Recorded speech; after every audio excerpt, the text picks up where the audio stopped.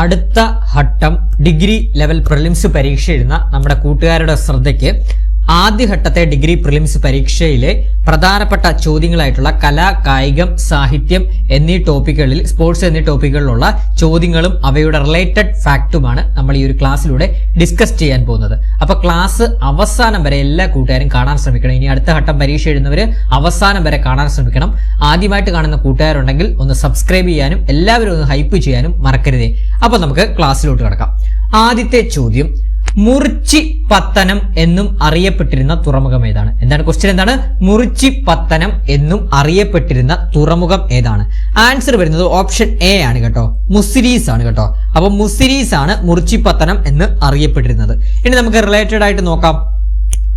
അതായത് മുസിരീസ് എന്ന് പറഞ്ഞാൽ എന്താണ്?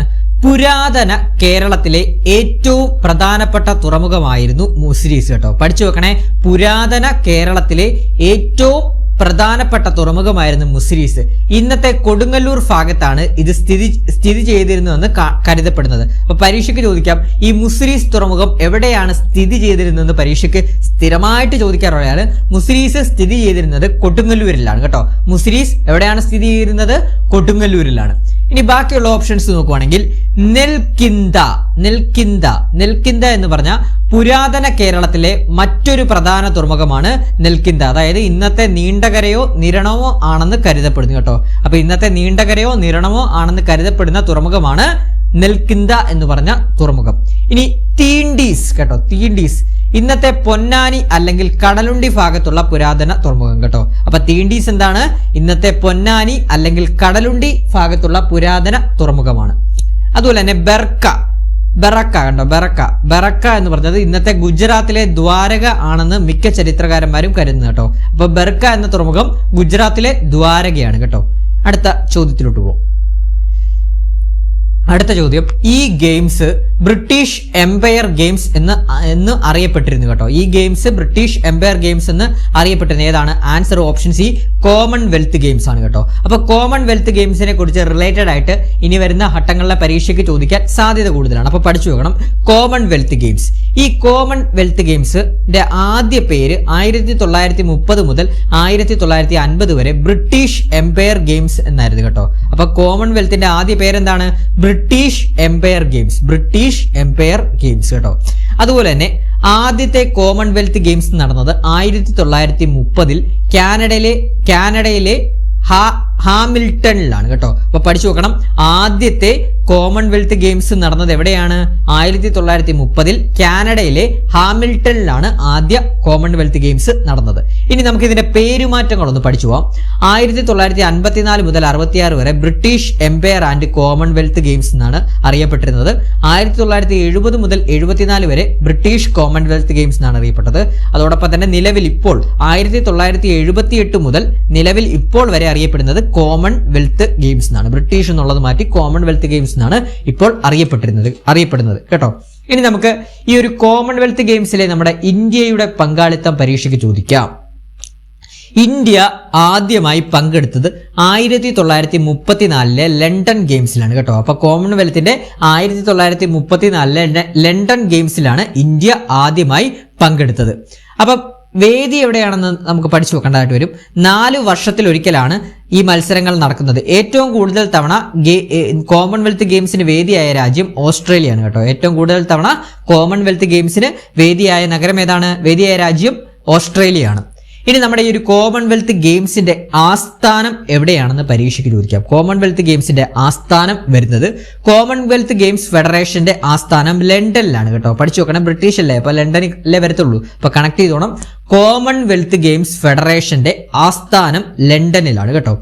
2026 കോമൺവെൽത്ത് ഗെയിംസിന്റെ വേദി ഗ്ലാസ്ഗോയാണ് കേട്ടോ. സ്കോട്ട്ലൻഡിലെ ഗ്ലാസ്ഗോയാണ് 2026 കോമൺവെൽത്ത് ഗെയിംസിന്റെ വേദി എവിടെയാണ്? ഗ്ലാസ്ഗോ സ്കോട്ട്ലൻഡ് ആണ് കേട്ടോ. ഗ്ലാസ്ഗോ സ്കോട്ട്ലൻഡ് ആണ്. സ്ഥിരമായിട്ട് വേദികൾ പരീക്ഷയ്ക്ക് ചോദിക്കുന്നതാണ്, സ്പോർട്സ് വേദികൾ പഠിച്ചു വെക്കണം. 2026 കോമൺവെൽത്ത് ഗെയിംസിന്റെ വേദി എവിടെയാണ്? ഗ്ലാസ്ഗോ സ്കോട്ട്ലൻഡ് ആണ്. 2030 കോമൺവെൽത്ത് ഗെയിംസിന്റെ വേദി അഹമ്മദാബാദ് ഇന്ത്യയിലാണ് കേട്ടോ. നമ്മുടെ ഇന്ത്യ വെച്ചാണ് 2030 കോമൺവെൽത്ത് ഗെയിംസ് നടക്കുന്നത് കേട്ടോ. അപ്പൊ എവിടെയാണ്? അഹമ്മദാബാദ് ഇന്ത്യയിൽ വെച്ചാണ്. അഹമ്മദാബാദ് സിറ്റിയാണ് കേട്ടോ. അഹമ്മദാബാദ് ഇന്ത്യ കേട്ടോ. 2030 കോമൺവെൽത്ത് ഗെയിംസിന്റെ വേദി എവിടെയാണ്? അഹമ്മദാബാദ് ഇന്ത്യ. ക്ലിയർ ആണ്? 4 വർഷം കൂടിയിരിക്കുമ്പോഴാണ് കോമൺവെൽത്ത് ഗെയിംസ് നടക്കുന്നത്. ഇനി അടുത്ത ചോദ്യം നോക്കാം. ഒളിമ്പിക് മെഡൽ നേടിയ ആദ്യ ഇന്ത്യൻ വനിത ആരാണ്? ഒളിമ്പിക് മെഡൽ നേടിയ ആദ്യ ഇന്ത്യൻ വനിത ആരാണ്? ആൻസർ ഓപ്ഷൻ ബി ആണ്, കർണം മല്ലേശ്വരിയാണ് കേട്ടോ. പഠിച്ചു വെക്കണേ. ഒളിമ്പിക് മെഡൽ നേടിയ ആദ്യ ഇന്ത്യൻ വനിത ആരാണ്? കർണം മല്ലേശ്വരിയാണ് കേട്ടോ. പഠിക്കണം. 2000 നടന്ന സിഡ്നി ഒളിമ്പിക്സിലാണ് കർണം മല്ലേശ്വരി ഈ ചരിത്ര നേട്ടം കൈവരിച്ചത്. പരീക്ഷയ്ക്ക് ചോദിക്കാം. 2000 നോട്ട് ചെയ്തോണേ. 2000 നടന്ന സിഡ്നി ഒളിമ്പിക്സിലാണ് കർണം മല്ലേശ്വരി ഈ ഒരു ചരിത്ര നേട്ടം കൈവരിച്ചത്. ഇപ്പോൾ ഒളിമ്പിക് മെഡൽ നേടിയ ആദ്യ ഇന്ത്യൻ വനിത കർണം മല്ലേശ്വരി. 2000 സിഡ്നി ഒളിമ്പിക്സിലാണ് ഇവർക്ക് ഈ ഒരു നേട്ടം കൈവരിച്ചത്. അതുപോലെ തന്നെ ഈ കർണം മല്ലേശ്വരിയുടെ കായിക ഇനം എന്ന് പറഞ്ഞാൽ വെയിറ്റ് ലിഫ്റ്റിംഗ് ആണ് കേട്ടോ, അഥവാ ഭാരോദ്വഹനം എന്ന് പറയും. വെയിറ്റ് ലിഫ്റ്റിംഗ് അഥവാ ഭാരോദ്വഹനം. 69 കിലോ വിഭാഗത്തിലാണ് അവർ മത്സരിച്ചത് കേട്ടോ. 69 കിലോഗ്രാം വിഭാഗത്തിലാണ് ഇവർ മത്സരിച്ചത്. ഒളിമ്പിക്സിൽ മെഡൽ നേടുന്ന ആദ്യ ഇന്ത്യൻ വനിത എന്ന ബഹുമതി ഇതോടെ അവർക്ക് സ്വന്തമായി. വെങ്കല മെഡൽ നേടിയാണ് ആദ്യ മെഡൽ നേടുന്ന വനിത എന്നുള്ള റെക്കോർഡ് ഇട്ടത് കേട്ടോ. അപ്പൊ 2000 സിഡ്നി ഒളിമ്പിക്സിൽ വെയിറ്റ് ലിഫ്റ്റിംഗ് അഥവാ ഭാരോദ്വഹനം 69 കിലോ വിഭാഗത്തിൽ വെങ്കല മെഡലാണ് കർണം മല്ലേശ്വരിക്ക് ലഭിച്ചത്. അതുപോലെ തന്നെ കർണം മല്ലേശ്വരി അറിയപ്പെടുന്നത് ദ അയൺ ലേഡി എന്നിവർ അറിയപ്പെടുന്നു കേട്ടോ. അപ്പൊ കർണം മല്ലേശ്വരിയെ ദ അയൺ ലേഡി എന്ന് അറിയപ്പെടുന്നുണ്ട് കേട്ടോ. അതുകൂടെ അറിഞ്ഞിരിക്കണം. അതുപോലെ തന്നെ കണക്ട് ചെയ്ത് നമ്മൾ പഠിക്കുകയാണെങ്കിൽ ഒളിമ്പിക്സിൽ മെഡൽ നേടിയ രണ്ടാമത്തെ ഇന്ത്യൻ വനിത ആരാന്ന് പരീക്ഷയ്ക്ക് ചോദിക്കാം. സൈന നെഹ്വാൾ ആണ് കേട്ടോ. സൈന നെഹ്വാൾ ആണ് കേട്ടോ. 2012 ബാഡ്മിന്റൺ ആണ് കേട്ടോ. പഠിച്ചു നോക്കണം. ഒളിമ്പിക്സിൽ മെഡൽ നേടിയ രണ്ടാമത്തെ ഇന്ത്യൻ വനിത ആരാണ്? സൈന നെഹ്വാൾ ആണ്. 2012 ഒളിമ്പിക്സിലാണ്. ബാഡ്മിന്റൺ ആണ് അവരുടെ വിഭാഗം. ഇനി ഒളിമ്പിക്സിൽ 2 വ്യക്തിഗത മെഡലുകൾ നേടുന്ന ആദ്യ ഇന്ത്യൻ വനിത PV സിന്ധു ആണ് കേട്ടോ. പഠിച്ചു വെക്കണം. ബാഡ്മിന്റൺ ആണ് വിഭാഗം കേട്ടോ. പഠിച്ചു വെക്കണം. ഒളിമ്പിക്സിൽ 2 വ്യക്തിഗത മെഡൽ നേടുന്ന ആദ്യ ഇന്ത്യൻ വനിത PV സിന്ധു ആണ്. 2016 ഒളിമ്പിക്സിൽ വെള്ളിയും 2021 ഒളിമ്പിക്സിൽ വെങ്കലവും PV സിന്ധു നേടിയിട്ടുണ്ട്. അതാണ് പറയുന്നത്. ഒളിമ്പിക്സിൽ വെള്ളി മെഡൽ നേടിയ ആദ്യ ഇന്ത്യൻ വനിത PV സിന്ധു ആണ് കേട്ടോ.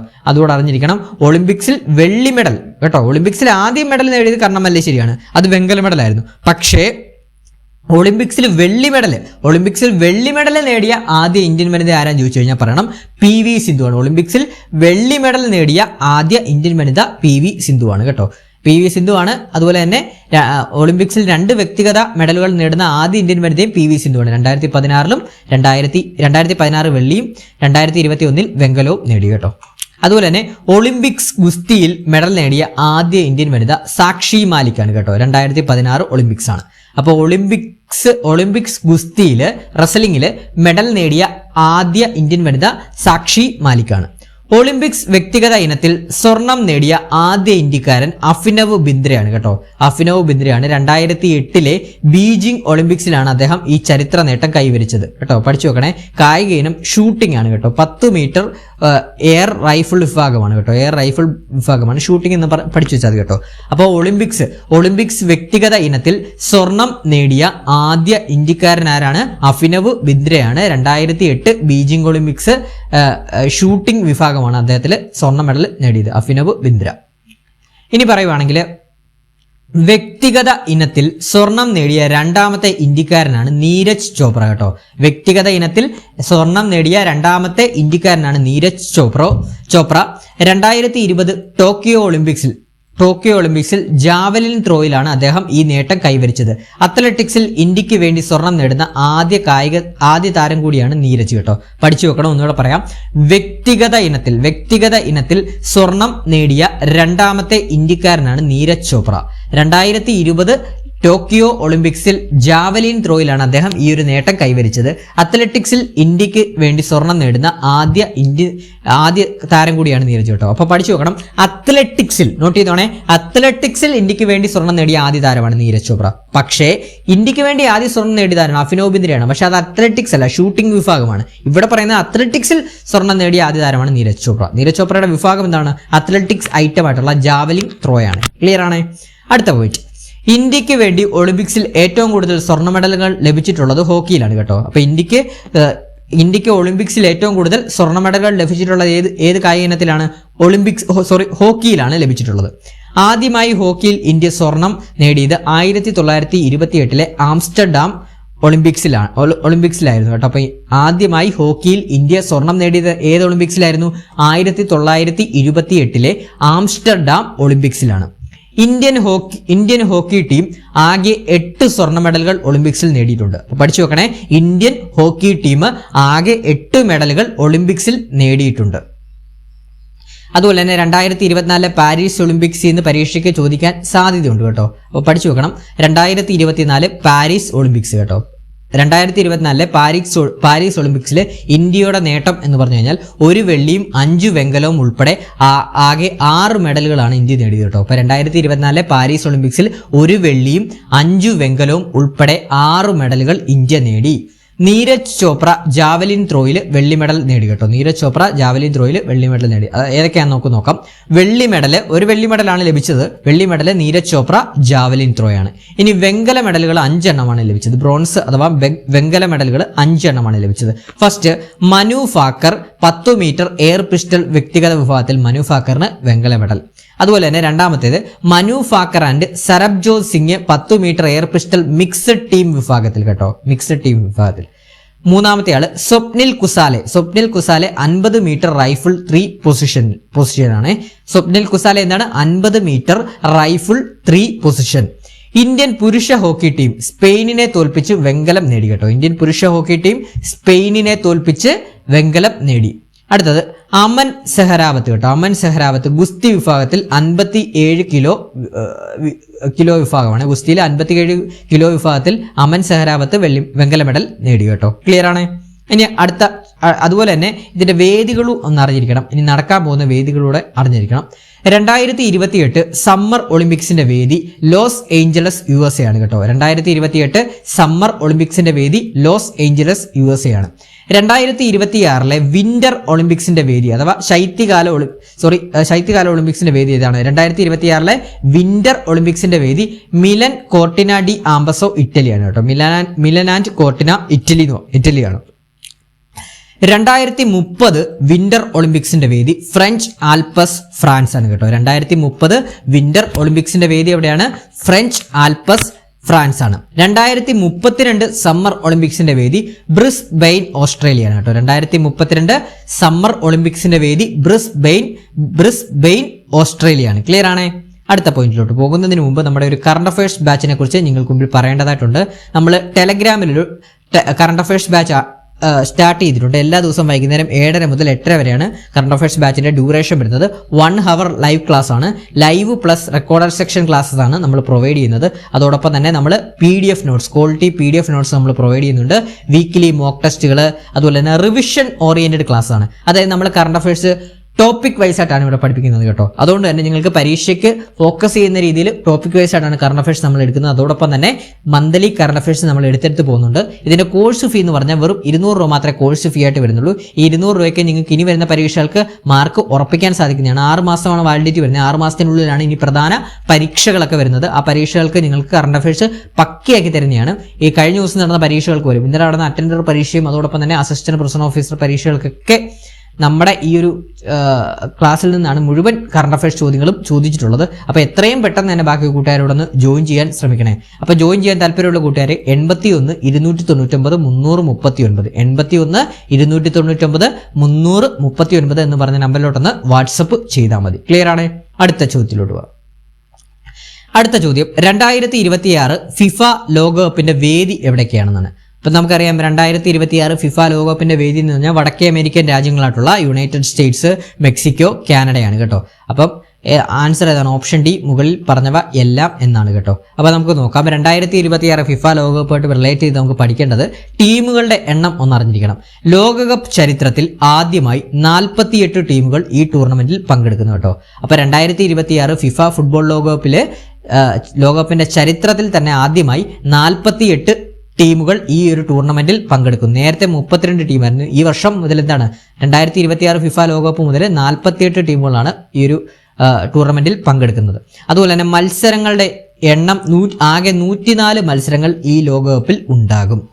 2026 ജൂൺ 11 മെക്സിക്കോയിലെ മെക്സിക്കോ സിറ്റിയിലെ പ്രശസ്തമായ എസ്റ്റാഡിയോ ആസ്തെക്ക സ്റ്റേഡിയത്തിൽ വെച്ച് ടൂർണമെന്റ് ആരംഭിക്കും കേട്ടോ. അപ്പോൾ ആരംഭിക്കുന്ന എവിടെ വെച്ചാണ്? 2026 ജൂൺ 11 മെക്സിക്കോ സിറ്റിയിലെ പ്രശസ്തമായ എസ്റ്റാഡിയോ ആസ്തെക്ക സ്റ്റേഡിയത്തിൽ വെച്ചാണ് ടൂർണമെന്റ് ആരംഭിക്കുന്നത്. അതുപോലെ തന്നെ ഉദ്ഘാടന മത്സരം ഇനാഗ്രേഷൻ മത്സരം മാച്ച് ആരൊക്കെ തമ്മിലാണ്? മെക്സിക്കോയും സൗത്ത് ആഫ്രിക്കയും തമ്മിലാണ് ആദ്യ മത്സരം നടക്കുന്നത്. പിന്നെ ഉസ്ബെക്കിസ്ഥാൻ, ജോർദൻ, കേപ്പ് വെർദെ, കുറാസാവോ എന്നീ രാജ്യങ്ങൾ ആദ്യമായി ലോകകപ്പ് കളിക്കുന്നു കേട്ടോ. പഠിച്ചു വെക്കണം. ഉസ്ബെക്കിസ്ഥാൻ, ജോർദൻ, കേപ്പ് വെർദെ, കുറാസാവോ എന്നീ രാജ്യങ്ങൾ ആദ്യമായി ലോകകപ്പ് കളിക്കുന്നു. 2026 ഫിഫ ലോകകപ്പിന്റെ ഔദ്യോഗിക പന്തിന്റെ പേരെന്താണ്? ട്രയോണ്ടെ ആണ് കേട്ടോ. ട്രയോണ്ടെ ആണ്. അഡിഡാസ് കമ്പനിയാണ് പന്ത് നിർമ്മിച്ചത്. പഠിച്ചു വെക്കണം. 2026 ഫിഫ ലോകകപ്പിന്റെ ഔദ്യോഗിക പന്ത് ട്രയോണ്ടെ ആണ്.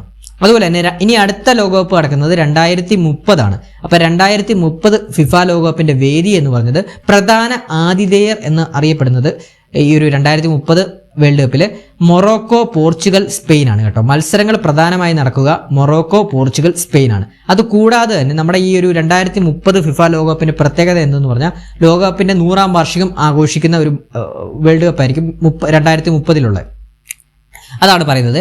ലോകകപ്പിന്റെ 100ാം വാർഷികം പ്രമാണിച്ച് ആദ്യത്തെ 3 മത്സരങ്ങൾ തെക്കേ അമേരിക്കയിൽ വെച്ച് നടക്കും കേട്ടോ. ലോകകപ്പിന്റെ 100ാം വാർഷികം പ്രമാണിച്ച് ആദ്യത്തെ 3 മത്സരങ്ങൾ തെക്കേ അമേരിക്കയിൽ നടക്കും. ഉറുഗേയിലാണ് ആദ്യ ലോകകപ്പ് നടന്ന രാജ്യം കേട്ടോ. ഉറുഗേ, അർജന്റീന, പരാഗ്വേ എന്നീ തെക്കേ അമേരിക്കൻ രാജ്യങ്ങളിലായിരിക്കും മത്സരം നടക്കുന്നത് കേട്ടോ. 100ാം വാർഷികം പ്രമാണിച്ച് ആദ്യ 3 മത്സരങ്ങൾ തെക്കേ അമേരിക്കയിൽ വെച്ച് നടക്കും. ഉറുഗേ, അർജന്റീന, പരാഗ്വേ എന്നീ രാജ്യങ്ങളിലായിരിക്കും നടക്കുന്നത്. ഇതിൽ തന്നെ ഉറുഗേ എന്ന് പറഞ്ഞ രാജ്യമാണ് ആദ്യമായിട്ട് ഫിഫ ലോകകപ്പ് നടന്ന രാജ്യം ഏതാണെന്ന് പരീക്ഷയ്ക്ക് ചോദിക്കാം. ഉറുഗേയാണ് കേട്ടോ. അടുത്ത പോയിന്റ്, ഒരേ സമയം ആഫ്രിക്ക, യൂറോപ്പ്, തെക്കേ അമേരിക്ക എന്നീ 3 ഭൂഖണ്ഡങ്ങളിൽ മത്സരങ്ങൾ നടക്കുന്നു എന്നതാണ് ഇതിന്റെ പ്രത്യേകത കേട്ടോ. ഒരേ സമയം ഈ 2030 വേൾഡ് കപ്പിന്റെ പ്രത്യേകതയാണ് ഒരേ സമയം ആഫ്രിക്ക, യൂറോപ്പ്, തെക്കേ അമേരിക്ക എന്നീ 3 ഭൂഖണ്ഡങ്ങളിൽ മത്സരങ്ങൾ നടക്കുന്നു എന്നതാണ് ഇതിന്റെ പ്രധാന പ്രത്യേകത. 2034 ഫിഫ ലോകകപ്പിന്റെ വേദി സൗദി അറേബ്യയാണ് കേട്ടോ. 2034 ഫിഫ ലോകകപ്പിന്റെ വേദി എവിടെയാണ്? സൗദി അറേബ്യയാണ്. അടുത്ത ചോദ്യത്തിലോട്ട് പോവാം. അടുത്ത ചോദ്യം, GR ഇന്ദുഗോപന്റെ ആനോം എന്ന നോവലിനെ കുറിച്ചും അതിന്റെ ചരിത്ര പശ്ചാത്തലത്തെക്കുറിച്ചും ഇനി പറയുന്ന പ്രസ്താവനകൾ പരിഗണിക്കുക എന്നാണ്. അപ്പോൾ നോക്കാം. പ്രസ്താവന വേണം. 16ാം നൂറ്റാണ്ടിലെ ഒരു വെള്ള ആൽബിനോ ആനയുടെയും അതിന്റെ പാപ്പാന്റെയും കൊച്ചിയിൽ നിന്ന് റോമിലേക്കുള്ള യാത്രയാണ് ആനോ എന്ന നോവൽ ചിത്രീകരിക്കുന്നത്. ശരിയായിട്ടുള്ള സ്റ്റേറ്റ്മെന്റ് ആണ്. അതുപോലെ തന്നെ പ്രസ്താവന 2, കേരളത്തിന്റെ നവോത്ഥാന യൂറോപ്പുമായുള്ള ചരിത്രപരമായ സമുദ്രാന്തര ബന്ധങ്ങൾ പരിവേഷണം ചെയ്യുന്ന നോവൽ. അതും ശരിയാണ്. പ്രസ്താവന 3, കേരളത്തിന്റെ ഭൂമിശാസ്ത്രപരമായ വ്യാപ്തിയെ അതിന്റെ ആഖ്യാനത്തിലൂടെ വിശാലമാക്കുന്ന നിരൂപക പ്രശംസ നേടിയ ഈ കൃതിക്ക് 2025 കേന്ദ്ര സാഹിത്യ അക്കാദമി അവാർഡ് ലഭിച്ചു. അത് തെറ്റായിട്ടുള്ള സ്റ്റേറ്റ്മെന്റ് ആണ്. അപ്പൊ ആൻസർ ഓപ്ഷൻ എ ആണ്. 1, 2 മാത്രമാണ് ശരിയായിട്ടുള്ളത്. ഇനി നമുക്ക് നോക്കാം. GR ഇന്ദുഗോപൻ ആരാണ്? GR ഇന്ദുഗോപൻ എന്ന് പറഞ്ഞാൽ ആധുനിക മലയാള സാഹിത്യത്തിലെ ശ്രദ്ധേയനായ എഴുത്തുകാരനാണ് GR ഇന്ദുഗോപൻ. ഡിറ്റക്റ്റീവ് പ്രഭാകരൻ പരമ്പരയിലൂടെ പരമ്പരയിലൂടെ ഇദ്ദേഹം അറിയപ്പെടും. ഡിറ്റക്റ്റീവ് പ്രഭാകരൻ, അതോടൊപ്പം തന്നെ പടക്കപ്പൽ തുടങ്ങിയ കൃതികളിലൂടെയും അദ്ദേഹം പ്രശസ്തനാണ്. GR ഇന്ദുഗോപൻ പ്രശസ്തനാണ്. അതുപോലെ തന്നെ ആനോ എന്ന് പറഞ്ഞ ചരിത്രവും ഭാവനയും ചേർത്ത് വെച്ച ഒരു നോവലാണിത്. പോർച്ചുഗീസ് രാജാവ് ലിയോ 10ാമന്റെ മാർപ്പാപ്പയ്ക്ക് സമ്മാനമായി നൽകിയ ആനയുടെ കഥയാണ് ആനോ എന്ന് പറഞ്ഞ നോവൽ കേട്ടോ. അതുപോലെ തന്നെ ഇനി അടുത്ത പരീക്ഷയ്ക്ക് ചോദിക്കാൻ സാധ്യതയുള്ളൊരു സാഹിത്യകാരനാണ് N പ്രഭാകരൻ കേട്ടോ. N പ്രഭാകരനെ കുറിച്ച് അടുത്ത പരീക്ഷയ്ക്ക് ചോദിക്കാൻ സാധ്യതയുണ്ട്. കാരണം എന്ന് പറഞ്ഞാൽ 2025 കേന്ദ്ര സാഹിത്യ അക്കാദമി പുരസ്കാരം മലയാളം വിഭാഗത്തിൽ ലഭിച്ചത് N പ്രഭാകരനാണ്. അദ്ദേഹത്തിന്റെ മായാ മനുഷ്യർ എന്ന് പറഞ്ഞ നോവലിലാണ് കേട്ടോ. അപ്പം 2025 കേന്ദ്ര സാഹിത്യ അക്കാദമി പുരസ്കാര മലയാള വിഭാഗത്തിൽ ലഭിച്ചത് N പ്രഭാകരനാണ്. അത് കൃതി ഏതാണ്? മായാ മനുഷ്യർ എന്ന് പറഞ്ഞ നോവലാണ്. ഈ N പ്രഭാകരന്റെ പ്രശസ്തമായിട്ടുള്ള നോവലുകളാണ് മായാ മനുഷ്യർ, അതുപോലെ തന്നെ തിയ്യൂർ രേഖകൾ, ബഹുരൂപൻ, ജന്തുജനം, അദൃശ്യപാലങ്ങൾ. മായാമനുഷ്യർ, തിയ്യൂർ രേഖകൾ, ബഹുരൂപൻ, ജന്തുജനം, അദൃശ്യപാലങ്ങൾ എന്നിവയാണ് അദ്ദേഹത്തിന്റെ പ്രധാന നോവലുകൾ. ഇനി അദ്ദേഹത്തിന്റെ പ്രധാന കഥാസമാഹാരങ്ങൾ എന്ന് പറയുന്നത് പിഗ്മാൻ ഒറ്റപ്പെട്ടവൻ മരക്കടൽ കേട്ടോ. പിഗ്മാൻ ഒറ്റപ്പെട്ടവൻ മരക്കടൽ. ഈ എൻ പ്രഭാകരന് കേരള സാഹിത്യ അക്കാദമി അവാർഡില് പുലിജന്മം എന്ന നാടകത്തിന് 1987 നാടക വിഭാഗത്തിൽ പുരസ്കാരം ലഭിച്ചിട്ടുണ്ട്. അതുപോലെ തന്നെ തിയ്യൂർ രേഖകൾക്ക് നോവൽ വിഭാഗത്തിൽ 1994 പുരസ്കാരം ലഭിച്ചിട്ടുണ്ട്. ശ്രീ മഹാമായ എന്ന് പറഞ്ഞ ചെറുകഥയ്ക്ക് 2005 കേരള സാഹിത്യ അക്കാദമി പുരസ്കാരം ലഭിച്ചിട്ടുണ്ട്.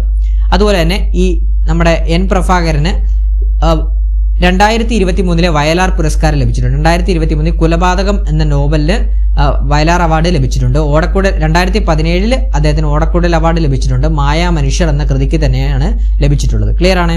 അതോടൊപ്പം തന്നെ കേന്ദ്ര സാഹിത്യ അക്കാദമി യുവ പുരസ്കാരം 2025 മലയാളം വിഭാഗത്തിൽ ലഭിച്ചത് അഖിൽ പി ധർമ്മജനാണ്. കൃതി ഏതാണ്? റാം കെയർ ഓഫ് ആനന്ദി എന്ന് പറഞ്ഞ നോവലിനാണ്. ഇനി അടുത്ത ചോദ്യം നോക്കാം. കവി ടി ഉബൈദിനെ കുറിച്ചുള്ള താഴെ പറയുന്ന പ്രസ്താവനകളിൽ ഏതാണ് ശരി എന്നുള്ളതാണ്. കവി ഒരു മിനിറ്റ് കവി സോറി അപ്പൊ ചാനൽ ആദ്യമായിട്ട് കാണുന്ന കൂട്ടുകാരുണ്ടെങ്കിൽ ഒന്ന് സബ്സ്ക്രൈബ് ചെയ്യണേ. സബ്സ്ക്രൈബ് ചെയ്തും ഒന്ന് ഹൈപ്പ് ചെയ്യാനും മറക്കരുത്. കവി ടി ഉബൈദിനെ കുറിച്ച് താഴെ പറയുന്ന പ്രസ്താവനകളിൽ ഏതാണ് ശരി എന്നാണ് ചോദിച്ചത്. ഏതാണ് ശരി എന്ന് നോക്കാം നമുക്ക്. ടി ഉബൈദ് ഒരു ദ്വിഭാഷാ കവിയായിരുന്നു. അദ്ദേഹം മലയാളം കന്നഡ സാഹിത്യത്തിന് ഗണ്യമായ സംഭാവനകൾ നൽകിയിട്ടുണ്ട്. ശരിയാണ്. അതുപോലെ തന്നെ കേരള രൂപീകരണ കാലഘട്ടത്തിൽ കവി മലയാളം തന്റെ പ്രാഥമിക മാധ്യമമായി തിരഞ്ഞെടുത്തപ്പോൾ കന്നഡ ഭാഷയോടുള്ള പ്രതീകാത്മക വിടവാങ്ങലായിട്ടാണ് വിടവാങ്ങൽ എന്ന കവിത എഴുതിയത് കേട്ടോ. അതുപോലെ തന്നെ 1908 കാസർഗോഡിൽ നടന്ന സാഹിത്യ പരിഷത്ത് സമ്മേളനത്തിലാണ് വിടവാങ്ങൽ ആദ്യമായി അവതരിക്കപ്പെട്ടത്. അത് തെറ്റായിട്ടുള്ള സ്റ്റേറ്റ്മെന്റ് ആണ്. അപ്പോൾ ഇവിടെ ആൻസർ ഓപ്ഷൻ എ ആണ്. 1, 2 മാത്രമാണ് ശരിയായിട്ടുള്ളത്. ഇനി നമ്മുടെ ഈ ഒരു ടി ഉബൈദിന്റെ ശരിക്കുമുള്ള പേരെന്താണ്? തൈവളപ്പിൽ ഉബൈദ് ആണ് കേട്ടോ. തൈവളപ്പിൽ ഉബൈദ് എന്നാണ് അദ്ദേഹത്തിന്റെ ശരിക്കുമുള്ള പൂർണ്ണ നാമമായിട്ട് വരുന്നത്. അതോടൊപ്പം തന്നെ ടി ഉബൈദിന്റെ പ്രധാന കൃതികളാണ് കണ്ണീർ പൂക്കൾ, താജ്മഹൽ, നാടൻ പാട്ടുകൾ. കണ്ണീർ പൂക്കൾ, താജ്മഹൽ, നാടൻ പാട്ടുകൾ എന്നിവയാണ്. അടുത്ത ചോദ്യം. താഴെ പറയുന്ന നവോത്ഥാന നേതാക്കളെ അവരുടെ ജനന വർഷവുമായി ക്രമീകരിക്കുക എന്നാണ് നോക്കുന്നത്. ഫസ്റ്റ് നമുക്ക് നോക്കാം. ആറാട്ടുപുഴ വേലായുധ പണിക്കർ, അതിനുശേഷം ചട്ടമ്പി സ്വാമികൾ, അതിനുശേഷം ഡോക്ടർ പി പൽപ്പു, അതിനുശേഷം വക്കം മൗലവി എന്നാണ്. അപ്പൊ ആൻസർ ഓപ്ഷൻ ഡി ആണ് കേട്ടോ. ഡി ആണ് വരുന്നത്. 1, 3, 4, 2 എന്നിങ്ങനെയാണ്. അതുപോലെ തന്നെ ആറാട്ടുപുഴ വേലായുധ പണിക്കർ ആരാണ്? കേരള നവോത്ഥാനത്തിന്റെ ആദ്യകാല നേതാക്കളിൽ ഒരാളായിരുന്നു ആറാട്ടുപുഴ വേലായുധ പണിക്കർ. ഇദ്ദേഹം അച്ചിപ്പുടവ സമരം, മൂക്കൂത്തി സമരം എന്നിവയ്ക്ക് നേതൃത്വം നൽകിയ ആളാണ് ആറാട്ടുപുഴ വേലായുധ പണിക്കർ. അപ്പൊ ആറാട്ടുപുഴ വേലായുധ പണിക്കരുമായി ബന്ധപ്പെട്ട സമരങ്ങളാണ് അച്ചിപ്പുടവ സമരവും മൂക്കൂത്തി സമരവും. അതുപോലെ തന്നെ ചട്ടമ്പി സ്വാമികളെ എങ്ങനെയാണ്? ശ്രീ വിദ്യാധി രാജ എന്നറിയപ്പെടുന്നു കേട്ടോ. ചട്ടമ്പി സ്വാമികളെ ശ്രീ വിദ്യാധി രാജ എന്നറിയപ്പെടുന്നു. ചട്ടമ്പി സ്വാമികളുടെ പ്രധാന കൃതികൾ ഏതൊക്കെയാണ്? പ്രാചീന മലയാളം വേദാധികാര നിരൂപണം കേട്ടോ. പ്രാചീന മലയാളം വേദാധികാര നിരൂപണമാണ് ചട്ടമ്പി സ്വാമികളുടെ പ്രധാന കൃതികളായിട്ട് വരുന്നത്. ഇനി doctor P Palpu Ezhava gazette എന്നറിയപ്പെടുന്നു കേട്ടോ. ഡോക്ടർ പി പൽപ്പുവിനെ ഈഴവ ഗസറ്റ് എന്നറിയപ്പെടുന്നു. അതായത് SNDP യോഗത്തിന്റെ രൂപീകരണത്തിൽ പ്രധാന പങ്ക് വഹിച്ചതാണ് ഡോക്ടർ പി പൽപ്പു. അതായത് SNDPയുടെ ആദ്യ വൈസ് പ്രസിഡന്റ് ആയിരുന്നു ഡോക്ടർ പി പൽപ്പു. തിരുവിതാംകൂറിലെ പിന്നാക്ക വിഭാഗങ്ങൾക്കായി ഈഴവ മെമ്മോറിയൽ സമർപ്പിച്ചത് ഡോക്ടർ പി പൽപ്പു ആണ് കേട്ടോ. Ezhava memorial doctor P Palpu ആണ് സമർപ്പിച്ചത്. ഇനി വക്കം മൗലവി ആരാണ്? മുസ്ലിം നവോത്ഥാനത്തിന് വലിയ സംഭാവനകൾ നൽകിയ വ്യക്തിയാണ് വക്കം മൗലവി. സ്വദേശാഭിമാനി പത്രത്തിന്റെ സ്ഥാപകൻ. ഇസ്ലാം മത പരിഷ്കരണത്തിനായി ഇസ്ലാം ധർമ്മ പരിപാലന സംഘം സ്ഥാപിച്ചു കേട്ടോ. അപ്പൊ വക്കം മൗലവി സ്ഥാപിച്ചതാണ് ഇസ്ലാം ധർമ്മ പരിപാലന സംഘം. ഇനി അടുത്ത ചോദ്യം നോക്കാം. താഴെ പറയുന്നവയിൽ ബുദ്ധമതവുമായി ബന്ധമില്ലാത്ത ആരാധനാലയങ്ങൾ ഏതാണെന്ന്. ബുദ്ധമതവുമായി ബന്ധമില്ലാത്ത ആരാധനാലയങ്ങൾ ഏതാണ്? ആൻസർ ഓപ്ഷൻ ബി ആണ്. കൂടൽ മാണിക്യ ക്ഷേത്രമാണ് ബന്ധമില്ലാത്തത്. കിളരിയൂരും ഭരണിക്കാവും ശബരിമലയൊക്കെ ബുദ്ധമത ആരാധനയുമായിട്ട് ബന്ധമുണ്ട് കേട്ടോ. നമുക്ക് നോക്കാം. കൂടൽ മാണിക്യ ക്ഷേത്രം എവിടെയാണ്? ഇരിഞ്ഞാലക്കുടയിലാണ് കേട്ടോ. കൂടൽ മാണിക്യ ക്ഷേത്രം ഇരിഞ്ഞാലക്കുടയാണ്. ഭാരതത്തിലെ അപൂർവ ഭരത ക്ഷേത്രങ്ങളിൽ ഒന്നാണ് കേട്ടോ. ഭാരതത്തിലെ അപൂർവ ഭരത ക്ഷേത്രങ്ങളിൽ ഒന്നാണ് കൂടൽ മാണിക്യ ക്ഷേത്രം ഇരിഞ്ഞാലക്കുട.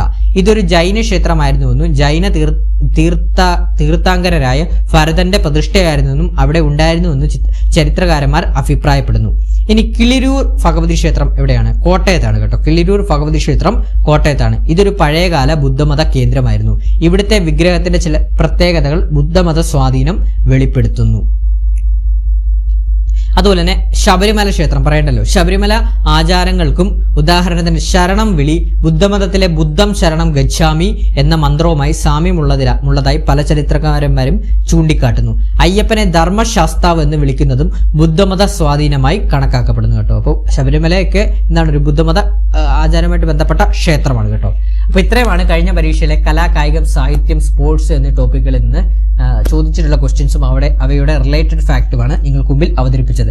ക്ലാസ് ഇഷ്ടപ്പെട്ടിട്ടുണ്ടെങ്കിൽ ലൈക്ക് ചെയ്യാനും അഭിപ്രായങ്ങൾ കമന്റ് ബോക്സിൽ രേഖപ്പെടുത്താനും അതുപോലെ തന്നെ ബാക്കിയുള്ള ടോപ്പിക്സിന്റെയും റിലേറ്റഡ് ഫാക്ട് വേണമെന്നുണ്ടെങ്കിൽ ഒന്ന് കമന്റ് ബോക്സിൽ രേഖപ്പെടുത്തണം. അപ്പോൾ ചാനൽ മാക്സിമം എല്ലാവരും നമ്മളെ ഒന്ന് സപ്പോർട്ട് ചെയ്യണേ. സപ്പോർട്ട് വളരെ കുറവാണ്. എല്ലാവരും ഒന്ന് സപ്പോർട്ട് ചെയ്ത് ഒന്ന് സബ്സ്ക്രൈബ് ചെയ്തും ഹൈപ്പ് ചെയ്തും ലൈക്ക് ചെയ്തും സബ്സ്ക്രൈബ് ചെയ്തും അഭിപ്രായങ്ങൾ കമന്റ് ബോക്സും രേഖപ്പെടുത്തണേ.